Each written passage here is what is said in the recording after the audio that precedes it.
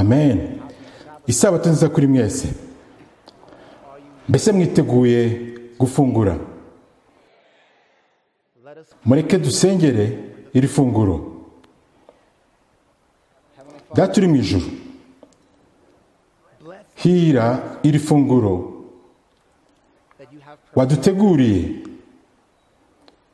uduhe kuzuzwa, uduhe guhazwa, uduhe imbaraga. Tubisenze mu izina rya Yesu. Amen. Muri uyu mugoroba ndifuza ko tuganira ku butumwa nahaye umutwe ugira uti igishushanyo cy'inyamaswa. Mbese ni bangahe muri mwe bizera ko tubayeho mu bihe biheruka? Turi mu minsi ya nyuma. Hari icyo nshaka kubasangiza kandi turibanda mu kuva igice cya mbere n'igice cya kabiri. Tuhabona inkuru ya Mose wakuwe mu mazi. Yakuwe mu mazi. Mu kuva igice cya gatatu, Mose yaje kujya mu butayu aho yamaze imyaka 40. Nyamuneka ibi mubyiteho. Yakuwe mu mazi maze ajya mu butayu kuhamara imyaka 40. Reka ntegereze rwose. Ajya mu butayu aho azamara imyaka 40. Nyuma yaho agaruka azanywe no gucungura ubwoko bwe, akora imirimo y'ibitangaza. Amen. Kandi ageze mu gitabo cyo kuva igice cya 20, icyabaye nuko yakoze isezerano. Amen. Hanyuma hari ikintu gishimishije cyabaye mu kuva igice cya 24. Icyo nicyo gikurikira. Bibiliya tubwira ko Mose yazamutse umusozi maze igicu kikamutwikira ku buryo batamubona. Yego. Tujyane. Mose azamuka umusozi muremure. Muziko rero Mose yabanaga iteka n'abana ba Isiraheli. Ubwo yuriraga umusozi rero hari ikintu gitangaje cyabaye, kuko Abisiraheli bari bizeye ko, batekereza ko Yesu azagaruka. Nako bari batekereza ko Mose agaruka vuba ugereranyije n'igihe yaziye. Nuko rero urabyumva igihe cyaratambutse, batangira kwibaza, murabona ko bisa naho Mose atakigarutse. Twakomeje kwibaza ko azagaruka. N'ababyeyi bacu batwijeje ko azagaruka, kandi ababyeyi babo bari bazi ko azagaruka, ariko ntiyaza. Ndagira ngo musubizume ibi. Igihe Mose yazamutse umusozi, Abisiraheli nabo basigaye hasi. Hari ikintu kidasanzwe cyabaye, kuko abana ba Isiraheli biremeye igishushanyo. Barema igishushanyo mu ishusho y'inyamaswa. Itungo. Sinzi na mubyumva. Batangira kuramya ishusho y'inyamaswa, inyana. Igihe Mose yagarukaga rero, yabafatiye mu cyuho bose bataye Imana. Ikibazo ni iki rero? Ninde usigaye mu ruhande rw'Imana? Bakundwa, aha niho twerekeza. Iki nicyo gihe tugezemo. Iyo turebye mu byahishuwe, mu byahishuwe cya 13 n'ibyahishuwe cya 12, tuhabona inyamaswa zitandukanye tubwirwa na Bibiliya. Aho Bibiliya twereka uburyo izo nyamaswa zizibasira ubwoko bw'Imana ngo zibwihimureho zihorera, kandi tugomba kuba maso ngo tutaramye inyamaswa cyangwa turamye igishushanyo cyayo, ariko nituramye n'igishushanyo cyayo. Ariko nimugire ubwoba, kuko hari n'inkuru nziza. Kandi iyo nkuru nziza niyo nkunda kwita ubuhanuzi bwa Daniyeli. Se ni bangahe muri mwe bazi ubuhanuzi bwa Daniyeli? Ni byiza. Nubwo mutaramenya icyo nshaka kubabwira, ariko mwazamuye ikiganza, kubera ko ni nkaho ubuhanuzi bwa Daniyeli, hari ubuhanuzi bwinshi bivugwa muri Daniyeli, ariko icyo nshaka kuvuga, ese ni bangahe muri mwe bazi ubuhanuzi bwa Daniyeli? Ni byiza. Rero nkaho ntabwo muzi ubuhanuzi bwa Daniyeli. Yego, mwumve kugira ngo tubashe gusobanukirwa neza, kuko ni ubuhanuzi bw'ibanze bw'igitabo cya Daniyeli. Rero birashoboka ko mwamutarigeze mubyumva gutya, mbese ariko nizera ko mumenyereye ubwo buhanuzi. Bityo rero kugira ngo tubashe gusobanukirwa ubuhanuzi bwa Daniyeli, turaza kunyura mu gitabo cya Daniyeli. Mbese ni bangahe biteguye guca mu gitabo cya Daniyeli cyose? Nimuhangayike, birantwaye iminota mikeya. reka rero dutangirire muri Daniyeli igice cya mbere. Mu gice cya mbere cya Daniyeli tuhabona inkuru y'aba bahungu bane b'Abaheburayo bakiranuka ku Mana. Kubera iki? Kubera ko batazemera kurya iki cy'umwami, inyama umwami yabahaye, cyangwa ngo banywe kuri vino ye. Ese umwami ninde? Nebukadinezari, umwami w'iki? Babuloni. Ngaho rero twite kuri ibi bakundwa. Muri Daniyeli ndashaka ko dusangira iyi nkuru uyu mwanya, ariko ndababwira mu bice. Mwumve rero neza. Muri Daniyeli igice cya mbere tuhabona itsinda ry'abantu birinze vino y'i Babuloni. Sinzi niba muri kubyumva. Bakundwa, munege amatwi. Mu bihe bya nyuma hari ubwoko buzakomeza kwirinda vino za Babuloni. Amena. Nibyo rwose. Daniyeli igice cya kabiri ho habaye iki? Mwibuke neza kuko aba Baheburayo bane bagaragaye ko baboneye birinze iki? Vino y'umwami. Mu gice cya kabiri cya Daniyeli bahawe gusobanukirwa n'ubuhanuzi bw'igihe giheruka. Hoya. Bakundwa, mu minsi ya nyuma hariho ubwoko butaziyandurisha vino ya Babuloni, kandi kuko bataziyandurisha vino ya Babuloni nibo bonyine bazabasha gusobanukirwa ubuhanuzi bwo mu bwami bwose. Mbese ubwo buhanuzi buvugwa ni ubuhe? Ubwo butumwa ni ubuhe? Ubwo babwiye Nebukadinezari, ubwo butumwa ni ubu gusa: iraguye Babuloni.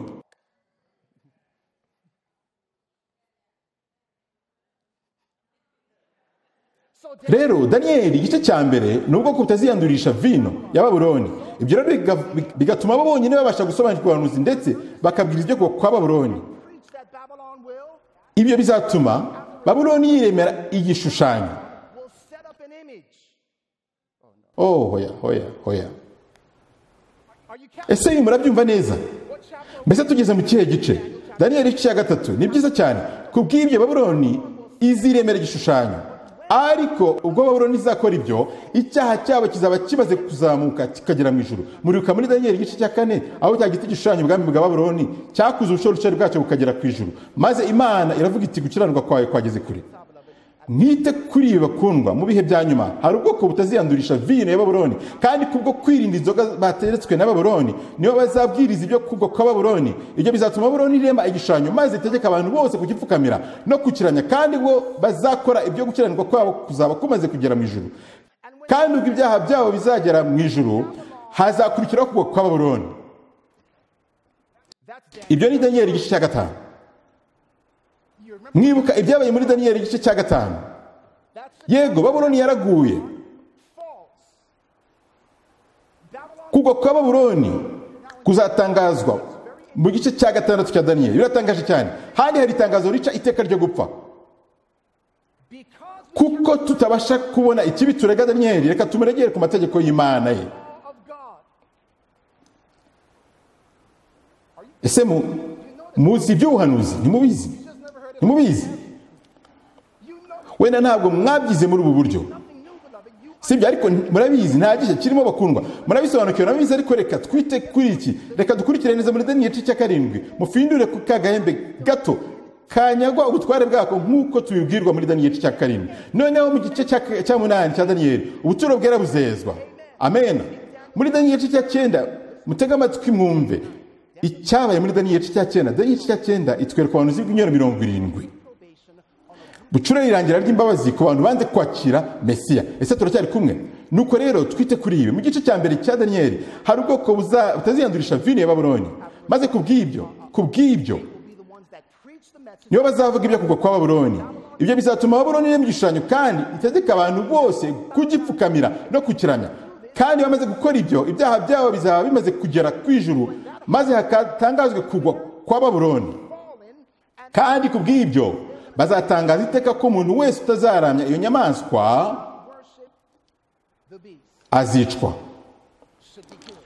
azicwa. Ariko ntimutinye ko kagahembe gato kazaba kamaze kunyaga ubutware bwako, ubuturo bwera buzezwa, irangira ry'imbabazi rizaba ryageze ku banze kwakira Imana. Daniyeli igice cya 11. Ndagira tuhumve neza. Umwami Kasikazi ashyirwaho iherezo. Daniyeli igice cya 12. Mikayire. Yego, Mikayire azahaguruka kandi abapfiriye muri Kristo bazazuka. bakundwa nimwumve neza igitabo cyose cya Daniyeli nk'uko cyanditswe hakurikijwe uko bihe byagiye bikurikirana kirimo ubuhanuzi bwerekeye ubwoko bw'Imana mu bihe biheruka. Ntimutume nishima njyenyine bavandimwe. Rero bakundwa, ikibazo ni iki, mbese wifuza ko nawe ayaba amateka yawe? Cyane rwose twifuza ko yaba amateka yacu, ariko hari ikindi kintu. Niba wifuza ko yabaye amateka yawe, hari icyo ukeneye gusobanukirwa. Niba ushaka kwirinda kuramya inyamaswa n'igishushanyo cyayo, hari ikintu cy'ingenzi ukeneye gusobanukirwa. Kandi ndashaka kubararikira ngo turebere hamwe mu gitabo mu gice cya mbere cy'itangiriro, itangira igice cya mbere. Kandi ndashaka ko mwumva itangira igice cya mbere umurongo wa 26. Nuhagera nyamuneka uvuga uti amen. Kandi biravuga iti, Imana iravuga iti tureme umuntu agira ishusho yacu ase natwe kandi batware amafi yo mu nyanja kandi n'iki n'inyoni n'ibisiga byo mu kirere n'amatungo n'iki kindi n'isi yose n'ibikururuka hasi cyose n'igikururuka hasi cyose. Rero hari ibintu bibiri ngira ngo turebe, ndagira ngo tujyane. Icya mbere nuko umuntu yaremwe asa n'Imana kandi afite ishusho yayo. Mbese bishatse kuvuga iki? Bivuze iki kuba umuntu yararemwe asa n'Imana no mu ishusho y'Imana? Ese bivuze ko umuntu yasaga n'Imana? Cyangwa bivuga ko umuntu yakoraga nk'uko Imana ikora? Yari afite imico nk'Imana, afite umutima nk'uw'Imana. Rero kugira ishusho y'Imana ugasa nayo bisobanuye mu kuri ko umuntu yari afite imico y'Imana. Mbese ni bangahe muri mwe bifuza kugira imico nk'Imana? Bamwe muri mwe basa naho, ariko mwihangane gato, ushatse kuvuga iki ko oya ntabwo mvuze ko umuntu ahinduka Imana, ahubwo agira imico y'Imana, akitwara neza akurikije imico y'Imana. Yego, amena. Rero umuntu yaremwe mu ishusho y'Imana asa nayo bisobanuye ko yari afite imico y'Imana, cyangwa reka bivuge muri ubu buryo yari afite umutima y'intekerezo nk'iz'Imana. Ubwenge bwe bwari butunganye, bwera, bukiranutse. Icyo nicyo kintu cya mbere nifuza ko muzirikana. Ikintu cya kabiri nshaka ko mumenya nuko hari ubwami, ubwoko bubiri bw'ibintu buvugwa muri uyu murongo. Bangahe bavandimwe? Mbese ni bungahe? Ubwami cyangwa ubwoko bw'abantu, ndetse akaba n'ubwami cyangwa ubwoko bw'inyamaswa. Ubwami bw'inyamaswa. Rero igihe Imana yaremaga umuntu mu ishusho yayo, yaravuze iti azatwara ibiguruka byo mu kirere n'amafi yo mu nyanja ndetse n'ibikururuka inda hasi byose. Ariko hari ikindi kintu cyabaye. Umuntu yaracumuye. Yego, itangira igice cya gatatu umurongo wa mbere. Itangira igice cya gatatu umurongo wa mbere. Bibiliya iravuga iti inzoka yarushaga uburiganya inyamaswa zo mu ishyamba zose. Mwitonde, buretse ihangane gato. Mbese inzoka ni iki hano? Ariko biratangaje cyane. Satani akora anyuze mu nzoka. Inzoka Bibiliya yita inyamaswa. Yayikoresheje kugira ngo agushe Adamu na Eva bakure ku Mana. Yego, hoya. Kuko mumeze nkaho ntacyo muri kuramo noneho. Rero igihe Imana yaremaga Adamu na Eva, yabaye ubutware bwo gutegeka inyamaswa. Ntabwo mubyumva.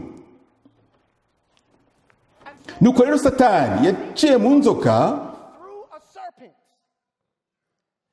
kugira ngo abibe gushidikanya mu ntekerezo za Adamu na Eva. Mbese turi kumwe? Yakize gushidikanya iki? Ijambo ry'Imana. Ntabwo bishimishije. Muri iyi nkuru ni ikiyoka. Ese hari ikiyoka muri iyi nkuru? Yego. Mbese ikiyoka cyakoreye mu nyamaswa muri iyi nkuru?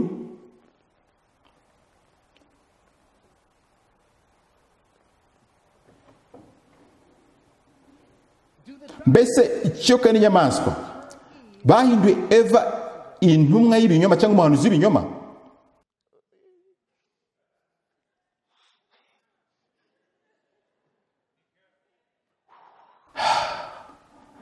Reka abagore baramba mubyirengagize, ahubwo mukurikire gusa, mukurikire. Kandi ndifuza ko mwitegereza ibyo tubona hano. Turahabona ubumwe butatu hano buza kugerageza kwemeza Adamu kuva ku Mana. rero hano ubwo bushukanyi bwari bugendereye iki? Umva neza, tega amatwi witonde. Mbese babwiye iki? Babwiwe iki? Muzamera nk'Imana. Mbese ubwo tuvuga ko ari ukwigana Imana, mbese twe twavuga ko atari ukwigana Imana? Yego, ubwa mbere n'ubwa kabiri, gupfa ko ntimuzapfa. Ibyo bijyanye n'inyigisho ivuga ko abapfuye bamera. Rero ikinyoma cya mbere cyari kijyanye no kwigana Imana ndetse n'uko abapfuye bamera.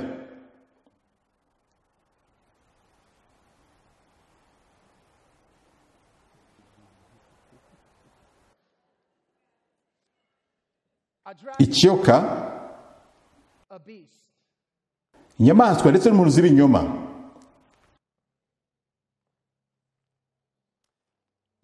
Iyo Bibiliya ivuze ko umuntu yacumuye, biratangaje kuko Bibiliya ivuga ko igihe Imana yabonaga Adamu na Eva mu ngobyi ya Edeni, yaravuze iti dore umuntu abaye nk'imwe yo muri twe. Vuba aha nibwo navumbuye cyangwa nabashije gusobanukirwa ko uyu murongo ushobora kuba usobanurwa nabi. Zimwe mu ngeri za Bibiliya zibishyira mu mitagihe bigasobanurwa ngo umuntu wari umeze nkatwe. Mwibuke ko igihe Imana yaremaga umuntu yamuremye mu ishusho yayo, asa nayo, bisobanuye ko yari ameze nk'Imana. Ariko bamaze gucumura ntibakomeza kugira imico y'Imana, kandi icyo Imana ishaka kuvuga hano kibanze ni ibyabaye kuri wa muntu wahoranye ishusho y'Imana akaba yarayitakaje atagisa n'Imana. Igihe umuntu yaremwaga mu ishusho y'Imana ntabwo agisa natwe. Igihe umuntu yaremwaga mu ishusho y'Imana yari afite gutwara inyamaswa, ariko umuntu amaze gutakaza ishusho y'Imana ubu agaragaza ishusho ye.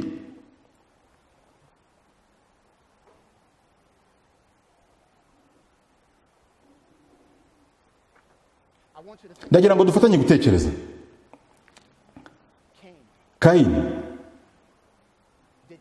Kayini yafashe ishusho y'inyamaswa. Hari umuntu wabigezeho nubwo yatinze ariko yabivuze neza. Amen. Kayini yafashe ishusho y'inyamaswa, bisobanuye ko imico ye, wa muntu wari ufite ishusho y'Imana, igihe yateraga intambwe akava ku Mana agatakaza ishusho y'Imana no gusa nayo, yafashe ishusho y'inyamaswa. Mutekereze mu gihe cy'umwuzure, mbese abantu ntibakoraga bunyamaswa? Yego, ni bangahe muri mwe, ni bangahe bibuka inkuru ya Yosefu, uburyo yagurishijwe n'abavandimwe be? Kandi mwibuke icyo bamukoreye. Bafashe ikanzu ye bayinika mu maraso, kandi mwibuke icyo bari bireguje. Bagize bati reka tuze kubwira data ko inyamaswa yo mu ishyamba yamuriye. Rero bibwiraga ko bari kubeshya.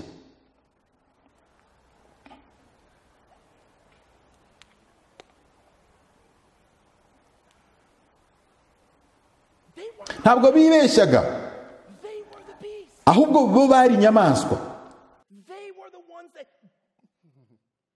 Ni bangahe muri mwe bakurikiye ibyo mvuga? Bari inyamaswa, ntabwo babeshyaga. Rero ndifuza ko twatangira kubyumva. Muri Nebukadinezari, mumbwire ibyamubayeho. Yahindutse inyamaswa. Iyo umuntu yishyize hejuru y'Imana akihitiramo inzira ze, icyo Imana ivuga ni uko afata ishusho y'inyamaswa. Rero uko bimeze kose, iyo tugeze mu gitabo cya Daniyeli tubona ko ingoma z'abantu zigaragazwa nk'inyamaswa.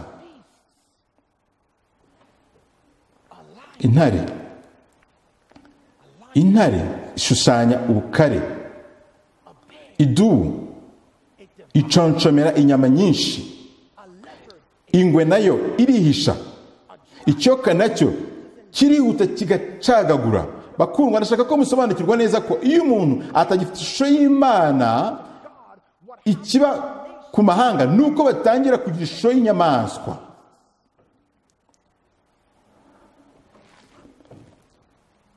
Mwumve neza icyo mvuga bakundwa, kuko ndashaka ko tubivuga mu buryo bwacu bwumvikana. Mbese hari abakristo muzi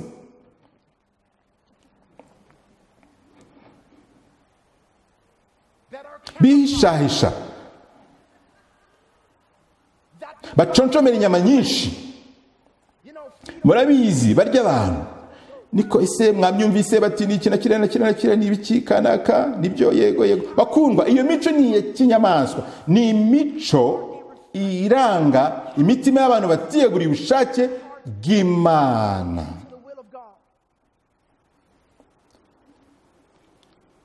Ishusho y'inyamaswa. Benshi muri twe kuri uyu mugoroba tugendana ishusho y'inyamaswa. Bakundwa, ndifuza ko dusobanukirwa uko ingoma z'abantu zihinduka ingoma z'inyamaswa, uko umuntu yahaye ubutware bw'inyamaswa. Ibi biratujyana mu byahishuwe. Ngaho findura icyo tuhabona. Tuhabona inyamaswa eshatu. Inyamaswa imwe yavuye mu nyanja. Ntabwo mubyumva. Oya. Biraza kuguha umwanya. Indi nyamaswa yavuye mu butaka. N'indi yavuye mu ijuru cyangwa mu kirere. Ikiyoka, inyamaswa, umuhanuzi w'ibinyoma. Bakundwa, munege amatwi. Izi ni ingaruka zo kuba umuntu yaratakaje ishusho y'Imana.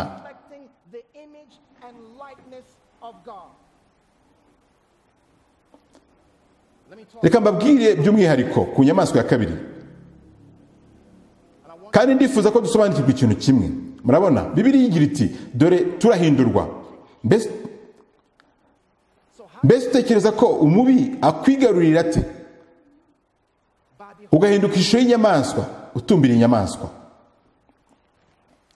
Ni byiza. Hari inyamaswa ebyiri zigaragara mu gitabo cy'ibyahishuwe igice cya 11 n'icya 13. Imwe muri izo nyamaswa yitwa inyamaswa yavuye ikuzimu. Bangahe muri mwe bazi icyo iyo nyamaswa ishushanya? Iyo nyamaswa ishushanya ubuhakanamana. Ifite intangiriro mu ihinduramatwara ry'Abafaransa. Nibwira ko ibyo musanzwe mubizi. Yego, nk'abanyeshuri mu ishuri ry'Ubufaransa ihinduramatwara ry'Abafaransa ryabaye. Nk'abanyeshuri b'ishuri rya Bibiliya ihinduramatwara ry'Abafaransa ryabaye hagana mu iherezo ry'imyaka 1700. Ibi rero bishushanywa no kuza kwa nyamaswa yavuye ikuzimu. None se niwe mwihariko tubona mu ihinduramatwara ry'Abafaransa. Mu gihe cy'ihinduramatwara ry'Abafaransa biratangaje cyane. Ihinduramatwara ry'Abafaransa niho amagambo ibumoso n'iburyo byatangiye mu byumve neza. Ariko buretse gato mutega amatwi neza, icyo gihe abatemeraga n'umwami n'itorero bicaraga ibumoso. Bari icyo umuntu yakwita yego abajyambere. Urabizi,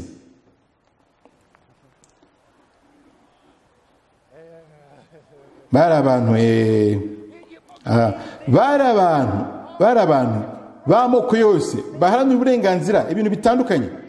Ariko ikintu kimwe cy'ingenzi nuko bari barataye Imana yo muri Bibiliya. Ntacyo dupfana n'Imana. Uko niko iterabwoba ryaganje no gucibwa kw'ijambo ry'Imana mu gihe runaka. Ibyo byose ni ibyabaye, ni nuko byagenze mu gihe cy'ihinduramatwara ry'Abafaransa. Iyo rero ni ya nyamaswa yavuye ikuzimu. Kandi bakundwa, reka mbabwire ikintu kimwe. Igihe twebwe abitorero dutangiye guhanga amaso yacu iyo nyamaswa ndetse n'ibindi bifitanye isano n'inyamaswa, maze tugatangira kwirangara ikibaho ku itorero, nuko itorero ritangira kwandura. Itorero riraterwa. Ariko hari iyindi nyamaswa iyo iboneka mu byahishuwe cya 13. Iyi nyamaswa ifite amahembe y'intama ariko ikavuga nk'ikiyoka. Iyo nayo n'indi mpinduramatwara yabaye nayo mu gihe kimwe. Iryo hinduramatwara ryiswe hinduramatwara ry'Amerika. Aha turavuga Leta Zunze Ubumwe za Amerika. Amahembe y'intama, urasa n'intama, ariko hagira ushaka kukuragira ugatonoma nk'ikiyoka. Mbese hari abantu muzi basa n'intama.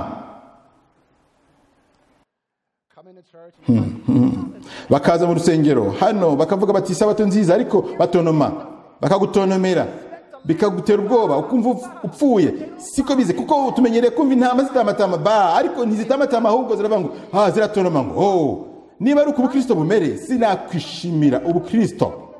Bakundwa, benshi muri twe bagendana amahembe y'intama ariko bakavuga nk'ikiyoka. Kandi bakundwa, mu ntege amatwi, mu gihugu cyacu uyu munsi, igihugu cyacu gifite byinshi gishushanya.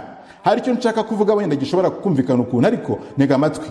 Mwari muzi ko impamvu abatangije itorero bigishije ko Amerika ari inyamaswa ifite amahembe ikavuga nk'ikiyoka, y'intama ariko ikavuga nk'ikiyoka? Mwari muzi ko impamvu rukumbi babyigishe gutya ari kubera ubucakara?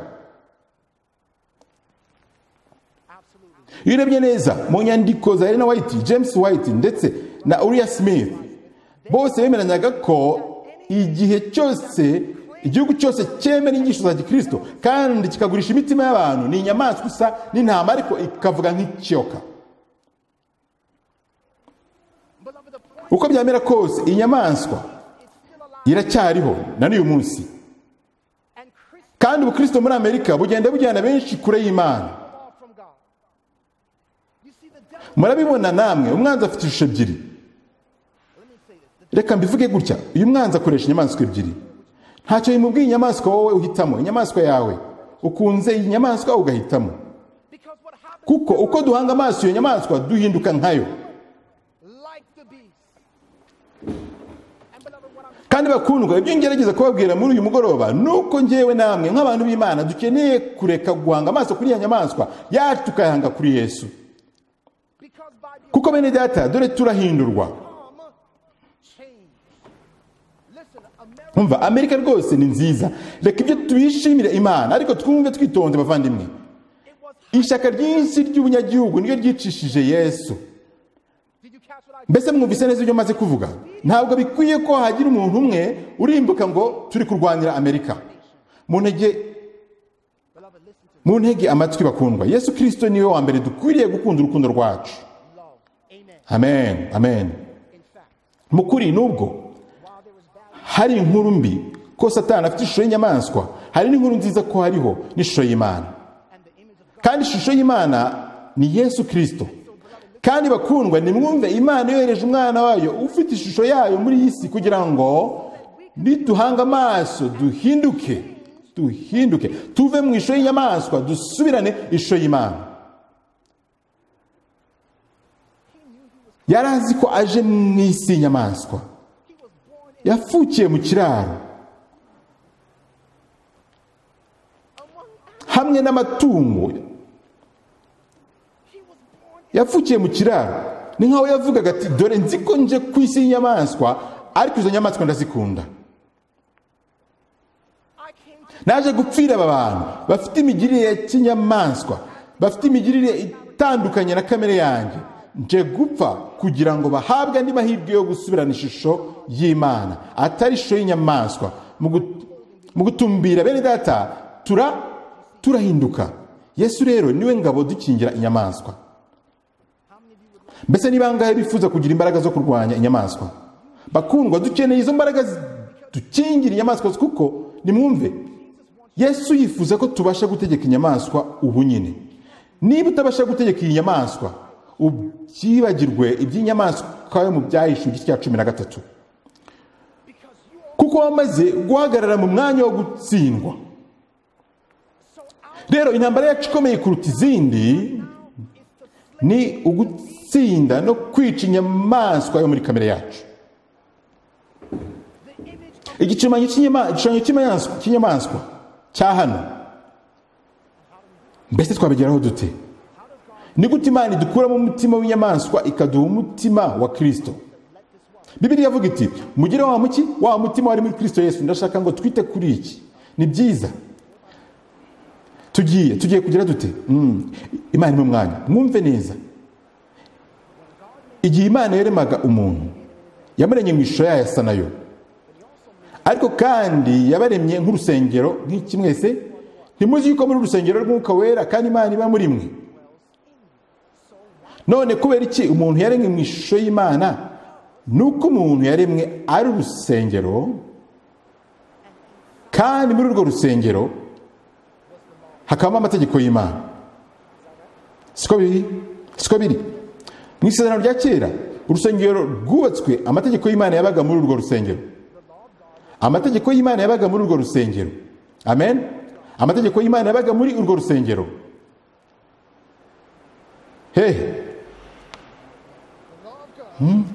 Kandi amategeko y'Imana yabaga muri urwo rusengero. Umuntu yagumanaga, kandi iyo amategeko y'Imana aguma mu rusengero, umuntu yagumanaga ishusho y'Imana. Ariko muzi uko byaje kugenda. Icyaha cyishe ayo mategeko gisenya urusengero. Yesu rero yaravuze ati, igihe Yesu yazaga mu isi, Bibiliya yamuvuzeho ko ariyo buturo bwera. Yego, ibi bivuze ko rero urusengero rwari igishushanyo cya Yesu. Oya.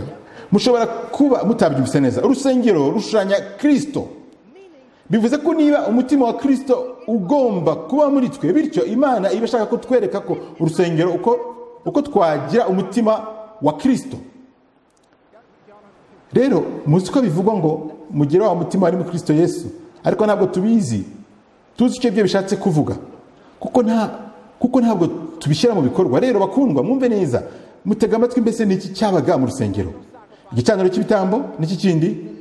Igikarabiro, iki kindi? Igitereko cy'amatabaza, ameza y'imitsima, igicaniro cyoserezwaho imibavu, n'iki kindi? N'isanduku y'isezerano. Mutega amatwi bakundwa, mu buturo bwera niho itungo barisogoteraga. Mu buturo bwera niho itungo barigiriraga bate? Mbese ni bangahe bifuza ko itungo inyamaswa yabo bayisogota? Fora nihe bigusaba kujya?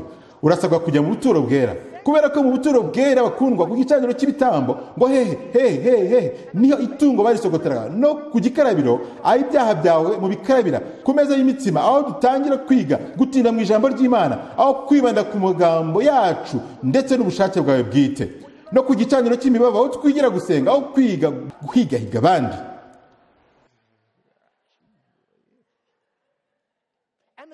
No ku gitereko cy'amatabaza, aho utangira gukunda ijambo ry'Imana, ukareba ibintu mu cyerekezo kimwe n'Imana. N'isanduku y'isezerano, aho amategeko y'urukundo yandikwa mu bwenge bwawe. Rero icyo Imana ikubwira nuko iyo winjiye mu buturo bwera, igira iti nzakurema bundi bushya, ngusubize ishusho yanjye no gusa nanjye. Ibyo bikoresho byose bishushanya umutima nyawo wa Kristo. Igicaniro cy'ibitambo werekeza ku kwicira bugufi kwe mu rupfu rwe. Igikarabiro gishushanya imbabazi atugirira. Ameza y'imitima yerekeza kuri kwe. Igicaniro cy'imibavu cyerekeza gushikama kwe, kwa kundi kurindira mu mahoro umuntu wese umushikamishijeho iki? Umutima. Igitereko cy'amatabaza cyerekeza ku ntumbero ye ndetse n'amategeko y'Imana, ku rukundo rwe. Mu yandi magambo, buturo bwera ni iyindi shusho y'umutima wa Kristo. Kandi igihe cyose uhanze amaso igicaniro cy'ibitambo, hoya hari uwavuga ati kandi ndashaka gukora ibi, ariko Mana, igicaniro cy'ibitambo, yego ni byiza. Uri kugerageza guhindura intekerezo zawe ukoresheje uburyo bwawe. Ese wigeze wumvira ijambo neuroplasticity? Neuroplasticity, uburyo ushobora kurema inzira myakura mu bitekerezo byawe. Nibwo buryo Imana ikoresha ubuturo bwera ituremamo intekerezo nshya. Uko ugenda wiga gutekereza wifashishije ibigize ubuturo bwera, bigenda bihindura uburyo bwawe bwo gutekereza mu buryo bw'inyamaswa, ahubwo ugatekereza mu buryo bwa Kristo. Bakundwa, ko urushaho kugenda ubyimenyereza gutyo, ukabisubiramo, ukabyongera tamid. Ese hari umuntu uzi icyo tamid isobanura? Ni ijambo rya gihanuzi dukoresha muri Daniel, rishatse kwerekeza ku bikoreshwa mu buturo bwera. Uko umutambyi yabikoreshaga buri munsi. Munega amatwi bakundwa, ibikoresho byo mu buturo bwera bigomba gukorera mu bwenge bwacu buri munsi, kubera ko iyo twizeye kubishyira mu buzima bwacu bwa buri munsi, muzi icyo bibyara, bitangira kwiyandika mu bwonko bwacu. Ntabwo nzi niba mubyumva, byiyandika mu bwenge bwawe, noneho bigatangira kujya byikora. Kwa kundi usubiramo ikintu inshuro nyinshi, noneho kubikora bikakubangukira, bikaba kamere yawe ya kabiri. Ntukenera kubitekerezaho cyane, bikajya byijyana. Mbese ni banga bifuza ko by'umwuka byikora mu buzima bwabo. Bakundwa, mwe gutekereza mu buryo bw'ubuturo bwera, kuko bakundwa ni uburyo bw'Imana. Turi mu buturo bwera. Nibwira ko aribwo ngiye gutangira ikibwirizwa cyanjye. Tugeze ku gice gikomeye, ariko ni muhumure, ntabwo mbakereza. Hasigaye iminota 16. Nibwira ko nshobora kubisoza iminota 16. Nibyo rero, kubera iki dukeneye wa mutima wa Kristo Yesu? Kubera ko iki dukeneye umutima wa Kristo? Kuko umutima wa Kristo Yesu ni umurinzi udukingira inyamaswa. N'iki mwese? Ni umurinzi udukingira inyamaswa. Bivuze ko kugira ngo ndinde ibishuko by'izi nyamaswa mu gihe giheruka, nkeneye kugira umutima wa Kristo. None mvuga iki? Nashyizweho ikimenyetso. Nashyizweho ikimenyetso byanditswe muri jye, ku buryo bidashobokera umubi kubiba gushidikanya mu ntekerezo zanjye. Mwibuka ko yabigenje kuri Eva na Adamu, yabibye gushidikanya mu bwenge bwabo. none reka tujyane mu byahishuwe 16. Iki ni kimwe mu byo dukwiriye kwiga mu butumwa bwacu uyu munsi. Tugerageze kubisoza mu minota 15 isigaye. Ibyahishuwe 16, ibyahishuwe 16 umurongo wa 13, ibyahishuwe 16 umurongo wa 13, Bibiliya igira iti,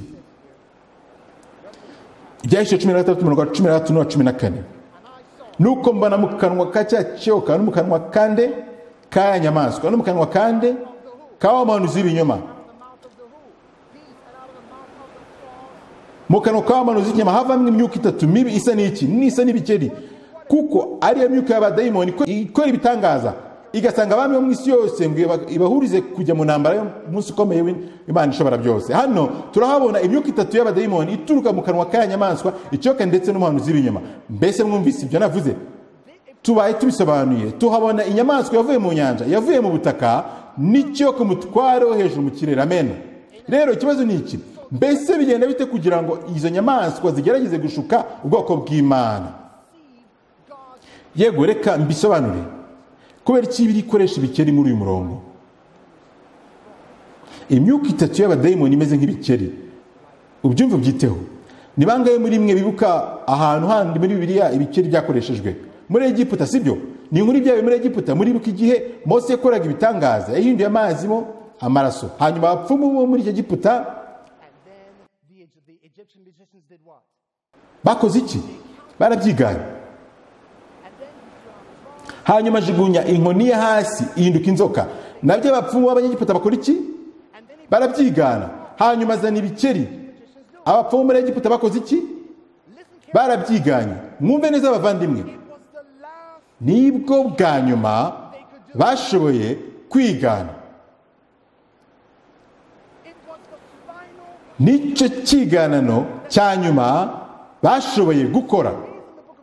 Rero impamvu igitabo cy'ibyahishuwe gikoresha ibikeri gushanya iyo myuka y'abadayimoni yaje gukora ibitangaza, nuko bishaka kutwigisha ko icyo kizaba ikinyoma giheruka cya Satani, kandi icyo kinyoma kizaba kigendereye kwigana Imana. Wakigendereye ikiyemwe kwigana Imana. Mbese ni bangahe muri mwe bibuka umugani w'abakobwa 10, batanu bari abanyabwenge, abandi batanu bari abapfapfa? Bose barasinziriye. Mwumve bavandimwe, bose barasinziriye. Hanyuma haza kuboneka ikintu cyabakanguye. Mbese niki cyabakanguye? Mbese bakangutse ryari? Saa sita z'ijoro niyo saha iba yijimye kuruta ikindi gihe cyose mu munsi. Rero icyo biri tubwira hano nuko hari igihe kigiye kuza, hakabaho igihe bihe bikomeye bitigeze kubaho. Icyo bizaba mu gicuku itarigeze baho mu mateka y'isi. Ni igihe cy'umwijima mu mateka y'isi. Ni ikintu kizakangura abakobwa b'abanyabwenge n'abapfapfa. Kurikira rero, ndifuza ko turebera hamwe muri Daniel 12:22. Tugiye gusubira mu gitabo cya Daniel, kandi bavandimwe muzi byabaye muri Daniel 12:1 kugera ku 2. Biravuga iti, maze icyo gihe hazabaho iki? Mikayeli, wa mutware ukomeye ujya ahagarikira abantu bawe, azahaguruka. Hazaba ari igihe cy'umubabaro utigeze kubaho uhereye igihe amahanga yabereye ukageza icyo gihe. Mbese niki cyenda kuba? Yesu agiye kugaruka. Mbese nagaruka bizagenda bite ku bapfuye? Bazazuka bongere kubaho. Amen. Ubwo Yesu azaba aje, abapfuye bazazuka. Amen. Niki rero tubona muri Daniel 12:1 kugera ku 2? Yego, igisubizo kiboneka muri Daniel 11:40. Reka dufatanye kuhasoma. Daniel 11:40. Kandi ndashaka ko Daniel 11:40, ndashaka ko tumenya ibyo biri tubwira hano. Daniel 11:40. Bibiliya ivuga iti, tugende, Bibiliya ivuga iti, nuko mu gihe cy'imperuka umwami Kusi azamutera. Reka mbaye ndekeye aha. Nzi ko ndimo ndabaha byinshi, ariko iby'agakiza n'ibimenyetso biraza koroshywa igihe cyacu cyo muri Daniel. Biraza koroshywa iki cyacu cyo muri Daniel. Rero niba ndi kwihuta cyane hano, mwitonde mutegereze ibyumweru cyangwa amezi. Amen. Amen. Ni byiza. Yego, umwami Kusi muri uyu murongo ashushanya ubuhakanamana no kutemera ko Imana ibaho, kandi muzi ko ibyo bihabwa agaciro muri iki gihe cyacu, sibyo? hari abantu benshi batizera Imana n'ibindi n'ibindi. Yego, ariko tumenye ibyabaye ku mwami Kusi mu majyepfo. Bibiliya ikomeza ivuga ku murongo wa 40 ko mu gihe cy'imperuka umwami Kusi azamutera, kandi umwami Kasikazi azamutera ameze nka serwakira, azanye amagare n'amafarashi n'inkuge nyinshi. Rero Bibiliya iratubwira ko umwami Kasikazi bizarangira atsinze Kusi. Rero ikibazo ni iki? Ninde mwami Kasikazi? Kandi twizera ko tuzi uwo ari we. N'imbaraga zimwe niza kagahembe gato, ariko bakundwa birakomeye kuruta uko tubibona. Mbese umwami Kasikazi yaje gutsinda umwami Kusi yifashishije iki? Amagare, amato, serwakira, abicaye ku mafarashi.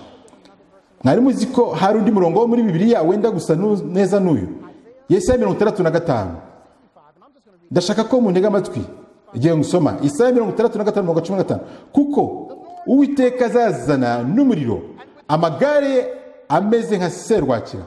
Reka amagarara. Ese ni gute Uwiteka azazana n'amagare n'umuriro na serwakira? Mbese bisa n'ibyo umwami w'Ikasikazi uko yaje? Reka mbabaze ikibazo. Ni ikihe kintu kimwe rukumbi muzi kibasha guhashya uhakanamana kikabutsemba burundu? Kuko kumuhakanamana kubona bimuhwanira no kwizera. Ntabwo munyumvise neza, murabizi. Kumuhakanamana kubona bimuhwanira no kwizera. Rero ndashaka ko mwumva iki kintu, kuko muri Yesaya 14 muri ku buryo Lusiferi yashaka kwicara mu ruhande rundi rw'Ikasikazi.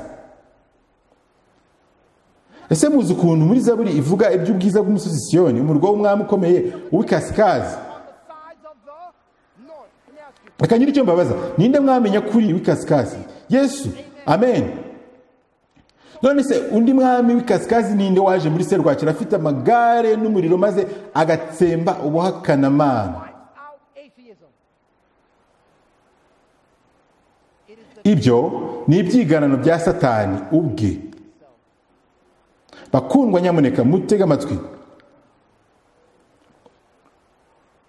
Ubupapa kuri Satani ni nk'icyo Yohana Umubatiza yari kuri Yesu. Ese mwarabibonye? Mwabonye icyo ubupapa bwakoze uyu munsi? Mwabonye icyo ubupapa uyu munsi bwakoze? Bitsamuye. Herezo riri bugufi bakundwa. Ndashaka kubabwira ko abenshi muri twe amaso yacu araho atarakwiriye kuba ari. Amaso yacu aho atarakwiriye kuba ari bakundwa. Iyo umwanzi aje ntabwo atanga itangazo, iyo Satani aje. Benshi muri twe abadivantiste dufite ingeri yacu yihariye uko tubona bizagenda ibintu bibikubita. Igihe niberaga hanze nanjye ntekereza nimbona ibintu bihindutse, abantu babuze, nziko nzaba mfite imyaka 7 nzisuganya. Urumva imyumvire yacu izaba ari itangazo ry'icyumweru. Nzaba ndi mu kabyiniro, nzaba mu kabyiniro mpugiye mu byanjye, ndirimba mbyina, hanyuma ndika ababyeyi banjye n'abandi bajya nimba nabateranye bagafata igihe nkabona inama ziteranye. Nzatangira, nzamenya ko bagiye kuvuga itegeko ry'icyumweru, ndirimbe shimwa himbazwa. Icyo gihe nzatangira kwitegura. Ariko bakundwa, mu ntega amatwi, iyo Satani agiye kuza ntabwo abanza gutanga amatangazo. Kandi yisomye mu ntambara ikomeye hatubwira uburyo mu bushukanyi bwe azategeka abantu bose kuruka isabato y'impimbano. Munyumve neza, nta kintu kimwe kizahuriza hamwe isi hamwe kereka igitangaza. Byasaba igitangaza kugira ngo umuhakanamana n'umusilamu ukomeye, byasaba igitangaza kugira ngo isi ihurire hamwe. Kandi icyo gitangaza ni ukwerekanwa kwa Yesu Kristo. Rero kwigana kugaruka kwa Yesu Kristo. Rero twite kuri bavandimwe, kuko nzi ibyo muri gutekereza. Meze neza. Kubera iki? Ko Kristo nagaruka ntabwo azakohereza ibirenge bye ku isi. Yego, ibyo ndabizi. Umwanzi nta kimfashe. Reka mbabwire ikintu kimwe. Igihe Yesu azaba agarutse, n'iki kindi kizaba? Hazaba umuzuko w'abapfuye.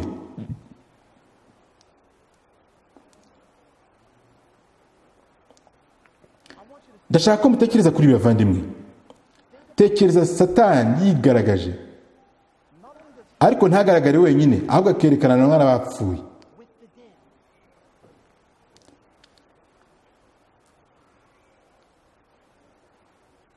Hanyuma mukumva umuhanuzi avuga, yego Badventiste mwaribeshyaga. Nyamara mutuze gato, mwibuke ko Yesu nagaruka mbese n'iki kandi azashyiraho imyaka igihumbi. Imyaka igihumbi aho babera ngo bace imanza. Yego, ariko murabyumva? Munega amatwi nyamuneka, reka mbivuge nanone. Yesu nagaruka urubanza ruzahabwa abera, ariko bizabera he? Mu ijuru. Rero ubwo ibyo byiganano bizabaho, ibaze icyo azavuga. Urubanza rweguriwe abera banjye, kandi umurimo wanyu ni uwo gucira imanza abanyabyaha. Ngaho nimwibaza aba banyabyaha bari bo. Nyamara kuva mu mboneko y'ukwezi kugera ku yindi, no ku isabato kugera ku yindi, amavi yose azajya aza kundamya. None namwe muri gusuzugura ubumana bwanjye n'ubwami bwanjye. Bakundwa, munega amatwi, nzi ibyo muri gutekereza. Muravuga muti, niba nzi ukuri nta kibazo na kimwe, ese muzi Yohana Umushuzi? Mbese ni bande muri mwe bifuza kumenya? Nibwira ko Yohana Umubatiza ari umukristo mwiza. Yohana Umubatiza yabonye marayika mu ijuru. Marayika ntabwo ari Yesu yabonye, marayika. Maze Yohana Umubatiza biramurenga kubw'ubwiza bw'uwo marayika.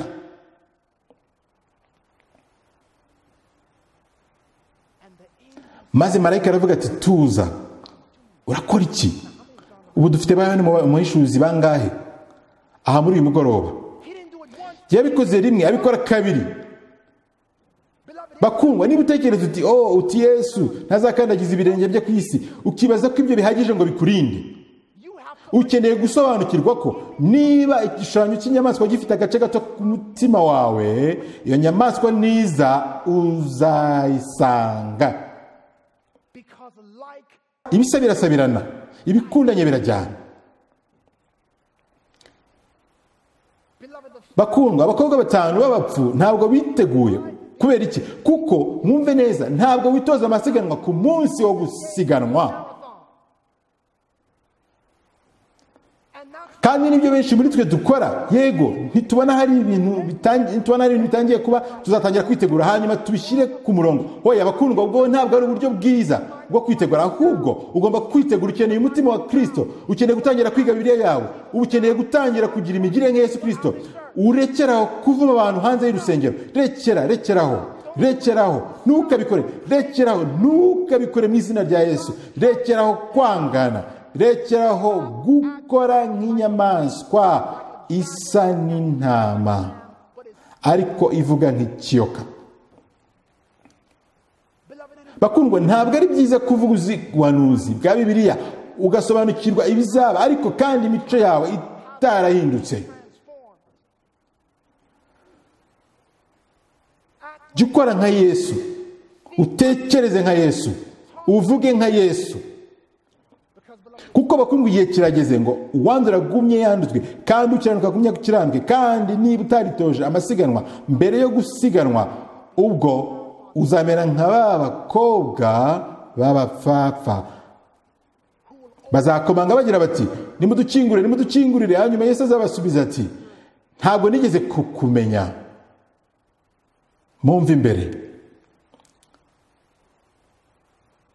Rero mfite umunota umwe nkararika. Kurarika kuroroshye muri mugoroba. Mana, nkeneye kwicira inyamaswa iri muri nge. Nkeneye ko iyi nyamaswa iva mu mutima wanjye. Nifuza kwinjira mu buturo bwera, niho duherwa imyambaro mishya. Rero Mwami, ndakuraritse ngo uze mu mutima wanjye, ngo wice inyamaswa, kuko nintabasha gutsinda inyamaswa indimo, sinzabasha gutsinda iriya nyamaswa izaza. Izashyira gushidikanya mu mutima wanjye, binyuze mu buryo mbona, kugira ngo nshidikanye ijambo ryawe, nk'uko yabashije gutera gushidikanya Adamu na Eva. fasha umutima wanjye gushikama mu bushake bwawe. Ndashaka kurarika ngo muze hano imbere tugiye gusenga mu buryo bwihariye. Kamera ziraba zifotora ariko ibyo ntubyiteho, uzi imbere hano ubu nyine, maze waturuti ndashaka gutsinda inyamaswa. Ndashaka gutsinda inyamaswa. Mana hindura umutima wanjye, ntabwo nshaka kuba mu ishusho y'inyamaswa, ndashaka kuba mu ishusho y'Imana.